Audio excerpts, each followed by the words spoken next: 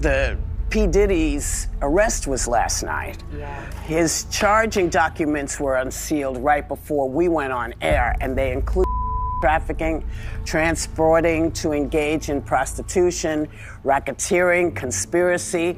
His attorney says he will not plead guilty to all of them. Stevie J should be charged. Mary J. Blige should also be charged. Jennifer Lopez should definitely be charged. Jay-Z should be charged. Khaled should be charged. Rick Ross should be charged. Usher should be charged and tried with him off of Justin Bieber alone. This is someone who destroyed my life. Diddy's in jail, and now the finger-pointing has begun. In a twist no one saw coming, Diddy seems to think Jay-Z is the mastermind behind his arrest. Crazy, right? Jay-Z, who used to be tight with Diddy back in the day, has been eerily silent ever since these allegations started making waves. Now everyone's asking, was Jay just playing it safe? Or could he really be the reason Diddy's behind bars? Well, Sean Combs, also known as Diddy, behind bars right now at the Metropolitan Detention Center. And new today, he is under suicide watch. So the place where he's locked up is getting a lot of attention, as you can imagine. The MDC is the only federal jail in New York City. It's known for violence, poor conditions, and a string of celebrity detainees. And Diddy's attorneys want him out. Yasmin Vesuvian has more. From his $48 million Miami mansion to hell on earth where chaos reigns. Just some of the words used to describe the Metropolitan Detention Center where Sean Diddy Combs is now being held without bail after pleading not guilty to trafficking and racketeering charges. Combs abused, threatened, and coerced victims to fulfill his desires, protect his reputation, and conceal his conduct. He is not the first high-profile inmate to pass through these walls. Ghislaine Maxwell, R. Kelly, Pharma Bro Martin Shkreli, and crypto fraudster Sam Bankman-Fried, all as they waited for their federal criminal trials, called this jail home. But the conditions of the prison are far from homey, notoriously described as, quote, dreadful, as one judge put it. Some on the bench have even moved away from sending nonviolent defendants there. In April, a group of detainees that prosecutors said were MS-13 gang members in court documents stabbed an inmate 44 times in an attack caught on camera. 2 shivs were recovered from the attack. You see them here. The victim survived. And in the last 3 years alone, 4 inmates have died by suicide. And violence is not the only issue. Accusations of medical neglect, staffing shortages, smuggling of drugs, some allegedly facilitated by employees. At least 6 staff members charged with crimes in the last 5 years, according to the AP. Some accused of accepting bribes and providing contraband. I've had clients describe MDC as hell, as the worst conditions they've been in. Lance A. Clark is a federal defense attorney who's been there many times. Now, if the government is going to mandate that they are responsible for your well-being, they have to ensure the safety of your well-being. Occupy the streets until they get heat. In the winter of 2019, protests over a power outage left inmates without light or heat for a week in the cold. I understand how cold it must be in those cells, and not to have any electricity, any lights, and to not be able to communicate with your family is just inhumane. The prison has about 1,200 detainees and is the only federal prison in the nation's largest city. The DOJ shut down New York City's other federal jail, the Metropolitan Correctional Center, back in 2021, 2 years after Jeffrey Epstein died by suicide there. A Bureau of Prisons spokesman telling NBC News they, quote, take seriously addressing the staffing and other challenges at MDC Brooklyn, adding the director appointed an urgent action team and they've increased staffing. MDC has historically had tremendous problems, and the problems aren't resolved. Combs' lawyers originally hoping he could await trial under house arrest at his mansion, now arguing for him to be moved to a prison in New Jersey in the lead up to this trial, citing the prison's poor conditions, violence, and deaths. On Wednesday, his lawyer said he was being held in a special housing unit with an extra level of security. Just in, a second judge has denied bail to Sean Diddy Combs. So the judge cited the possibility that Combs could tamper with witnesses as he faces trafficking and racketeering charges. Here's ABC's Jacqueline Lee. Hip-hop star Sean Diddy Combs is back in a Manhattan federal courthouse today, fighting to be released on bail. His attorney writing in a letter to the court Wednesday that Combs is eminently trustworthy and should be released on a $50 million bond. The rapper offering to secure the bond with his $48 million Miami home, and the bond would be co-signed with his mother, sister, 3 adult sons, and mothers of his 2 daughters. Combs was arrested Monday, and sources tell ABC News he has not been incarcerated with the general prison population. A judge denied him bail Tuesday after expressing concern that Diddy's alleged crimes occurred behind closed doors, with law enforcement unable to monitor his behavior. Someone's presumed innocent, so you're presumed that you get bail. Not in this kind of crime. In this kind of crime, bail is not presumed. Furthermore, you've got the problem that he's accused of intimidating witnesses, of trying to interfere with the investigation. None of that helps him in his argument that he should get bail. Combs pleaded not guilty to charges of racketeering and trafficking. A 14-page indictment alleges Combs manipulated women to participate in highly orchestrated performances of activity with male prostitutes called freak-offs. Prosecutors allege he subjected young women to violence, use of firearms, threats, coercion, and verbal, emotional, physical, and abuse. Between at least 2008 and the present, Combs abused, threatened, and coerced victims to fulfill his desires, protect his reputation, and conceal his conduct. Combs' attorney telling CNN those so-called freak-offs were consensual. It was adults and consensual, and everybody who was there wanted to be there. Diddy's attorney is saying to the court that Combs has never evaded or run from a challenge and will not start now. If Diddy is convicted of his alleged crimes, he faces decades in prison. Here's where it gets even more interesting. While Diddy's convinced that Jay-Z had something to do with it, the reality is that the feds had more than enough evidence to lock him up without any external help. And with Diddy in a cell, more people are coming forward, ready to spill even more shocking details. All right, we're getting into the debrief and the very latest on Sean Diddy Combs' arrest on trafficking crimes. TMZ is reporting that at least 2 new people plan to cooperate with the feds, and they're willing to testify in front of the grand jury. All right, joining us now with the details, Charles Latibaudier, TMZ executive producer. Charles, thanks so much for being here with us. Obviously, it's been a very busy week in this case. What's the latest with the investigation? Yes, Steve and Bianca, as U.S. Attorney Damian Williams promised earlier this week, he said this is an ongoing investigation and that they will be speaking to more people. We found out that these 2 individuals, and we have actually spoken to one of them. They are both currently. One of them says that they had an interaction with Diddy in 2014. And they are willing to tell the feds what they know about that interaction. And another one said that they are willing, and not only willing, but have been subpoenaed to go before the grand jury. So the second person could end up going before the grand jury. At this stage, they are just going to be interviewed by prosecutors. Clearly, they're trying to figure out what these other witnesses know and how they can help them convict Diddy, and that's the name of the game at this point for the feds. Yeah. The question is if there is going to be a jury, because yesterday you reported that a former warden had a warning for Diddy that he should watch his back in prison. Yeah, look, this is, he's going to be in this at Brooklyn, MDC Brooklyn. Who knows? It could be up to a year before this trial begins. And obviously, they're going to be, his attorneys have said that they're going to try to get him moved to a different facility.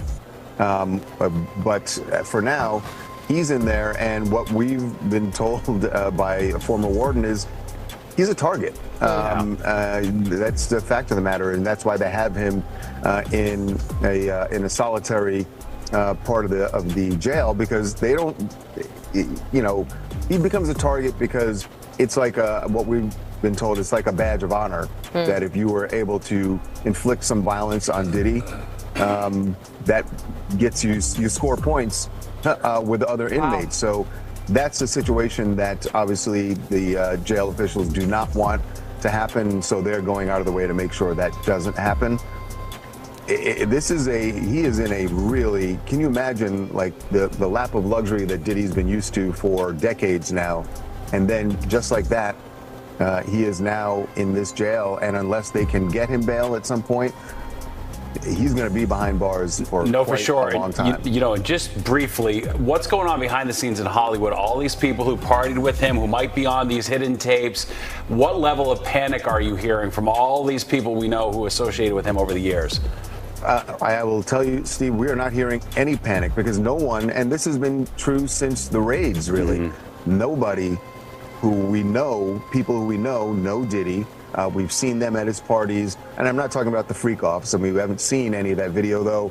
Remember, the feds say they do have video that they seized during the raids from those freak-offs, so they know who the celebrities are, if there are any involved in the freak-offs. But we've seen plenty of video over the years at Diddy's very public parties, and all of those people, you know, they're not saying anything. They haven't for months. And yes, to your point, there certainly got to be people who are nervous about getting a call from the U.S. Attorney's Office, whether it be to come in as a witness, whether it be just to be interviewed to find out what they know, or go before the grand jury, which is something nobody wants to do. They all want to be away from this case as much as possible. I feel like we're certainly just scratching the surface on this case. Let's talk about something else happening right now. You're reporting today that Lady Gaga's dad just endorsed Trump, calling him pure and a patriot.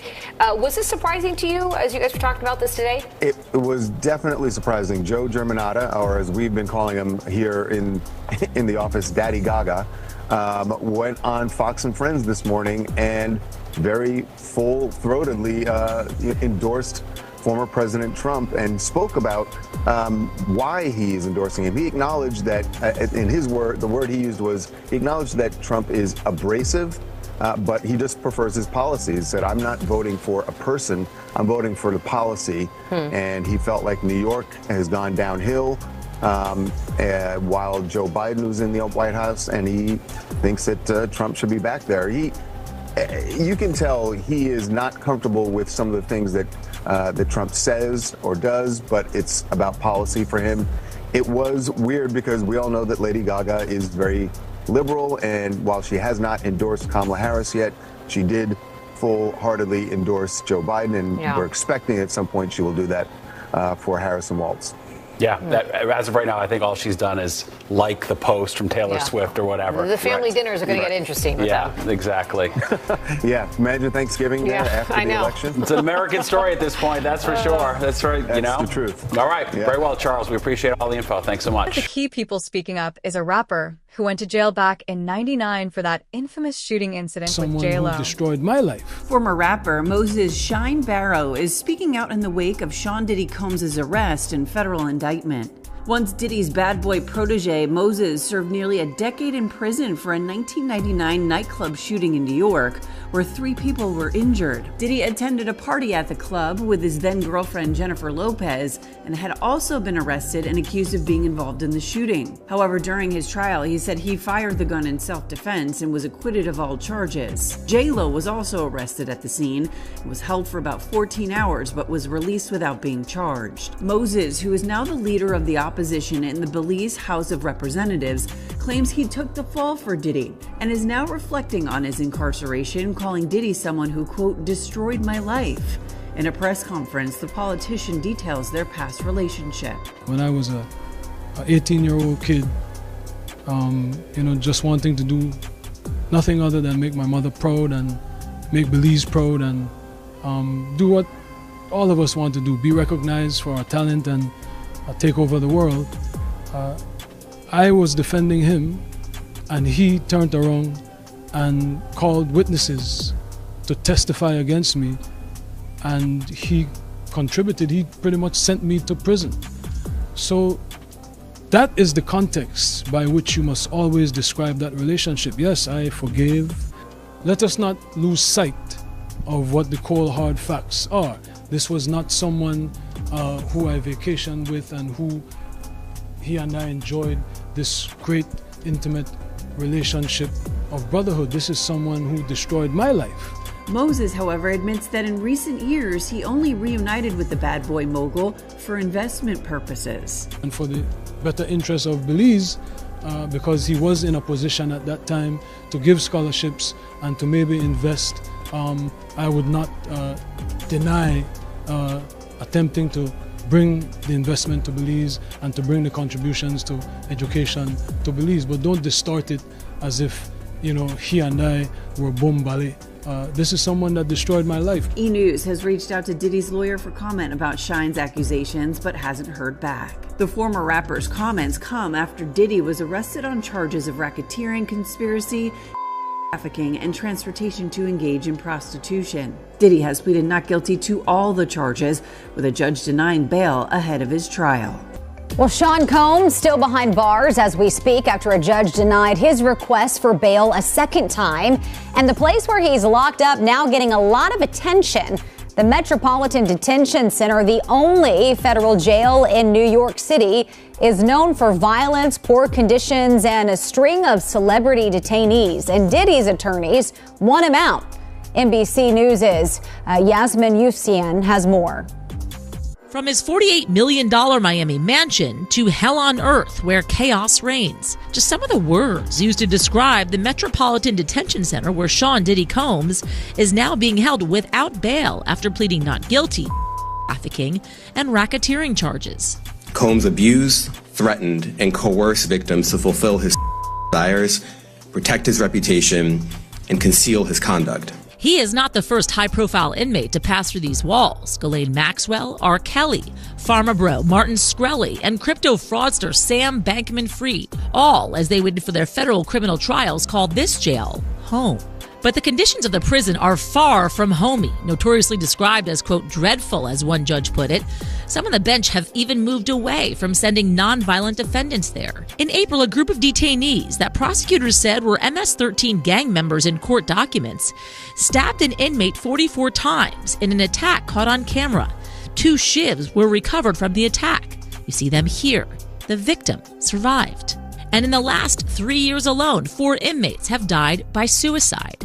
And violence is not the only issue. Accusations of medical neglect, staffing shortages, smuggling of drugs, some allegedly facilitated by employees. At least 6 staff members charged with crimes in the last 5 years, according to the AP. Some accused of accepting bribes and providing contraband. I've had clients describe NBC as hell, as the worst conditions they've been in. Lance A. Clark is a federal defense attorney who's been there many times. Now, if the government is going to mandate that they are responsible for your well-being, they have to ensure the safety of your well-being. Occupy the streets until they get heat. In the winter of 2019, protests over a power outage left inmates without light or heat for a week in the cold.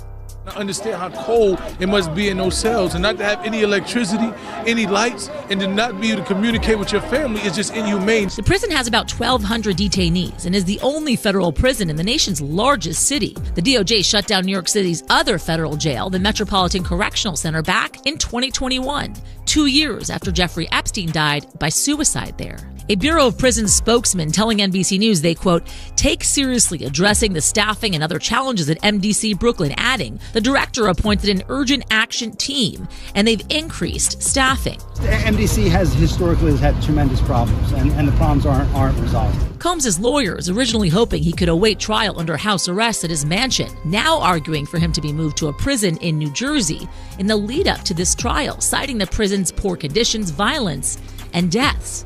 On Wednesday, his lawyer said he was being held in a special housing unit with an extra level of security. As for Jay-Z, it's looking like he might not be involved at all. But here's where Gene Deal, Diddy's former bodyguard, enters the chat. He's been vocal about the fact that Clive Davis, not Jay, could be the real player behind Diddy's downfall. Gene's theory? Clive Davis and other industry heavyweights made Diddy into the monster he became. Deal, let's get right into it. Diddy, he got indicted. You called it, man. A few weeks ago, you was on the platform and you said that he was going to get arrested in September. Yeah, man. Anybody who in law enforcement or people know the law, when Homeland Security ran up into his house, people will tell you, or people knew that it was just a matter of time that they was going to indict him and bring him in to see the judge, bro. It was just a matter of time. I just figured out with the grand jury and their different sessions and stuff like that, and then what one of the witnesses told me, I just figured it out that it was gonna be around September that they were gonna bring him in, bro. It's people might not understand. It's difficult when you see a brother that has so much promise become an icon as far as in the music business and stuff that he did, to turn around and just tear his whole life down. But it's all because of his mentors and the people that trained him and taught him the music business. You know, it's all about the people who trained and taught him the music business, because Puff wasn't, he wasn't born a monster. You know what I'm saying? He was made into a monster, brother. Do you understand what I'm saying? He was made into a monster from the stuff that happened to him, the things that he had to do. You understand? The things that he had to do to become who he is. You know what I'm saying? You know, it's like this, brother. You never like something so much that you can't do without, and you never be willing to do anything to get where you want to be at. You got to have principles, you got to have morals, you got to keep with that stuff. And in that music business, a lot of that stuff get thrown out the window. You understand? And that's what happened to him. He started doing the things to other people that was done to him. To keep it frank, he was doing the things to other people that was done to him. And it is what it is. You gotta know better. And if you know better, you'll do better. When he was in New York City, he was like that gecko from the Geico commercial. Then he turned and started going, when he lived in Cali and Miami, he turned into Godzilla. I would see him talk about how he using drugs. He was never like that. Smoking cigarettes, smoking weed and everything like that. He turned into something that you could consider a monster, bruh. Then he started doing things to people, you understand, that he learned. That's a learned behavior, bruh. Now, I'm not saying that he may have been doing a couple of things here and there with women, stuff like that in New York, but the things that they're talking about that he was doing, bringing in prostitutes to have girl and all that stuff like that, that was some crazy stuff to me, man. So I'm just looking at this whole thing, man, and you had asked me, and we don't have these conversations like most people do. We gonna go back and you gonna tell me what, we gonna talk about this. You said, I'ma ask you how you feel, bruh. I don't want no man to ever go to jail and be leaving their kids behind, be leaving their family behind. You understand? But some dudes belong in jail based on what they do and how they do it. We know that to be true. And it's just this situation, man, when they get down to all the facts and all what happened, he may belong in jail, bruh. And that's not my doing. That's not Cassie doing. That's his doing and his learned behavior from the people that mentored him. You gotta realize, man, he learned from Andre Harrell. He learned from Russell Simmons. He learned from Clyde Davis. You understand? When those people are telling you that they were heavy into the drugs, they was heavy into beating women and doing things at that age, at that crazy stage, that's gonna make him think that he could get away with the same thing that they was getting away with back then. You understand? The things that he was saying, you know, the touchy-feely between two men and all that stuff like that, man. All that, he learned that from them dudes. When I told y'all the story, when me and my man went up to Russell Simmons and he had a house and he had a man in bikini drawers in his bedroom, in his bed. You understand? Bruh, this is that he learned. I'm assuming he learned it from them. Meanwhile, Diddy has gone totally silent since his arrest, looking more serious than ever. No flashy statements, no last-minute spins, just silence. It's almost like he's in shock, knowing the empire he's built might be crumbling for good.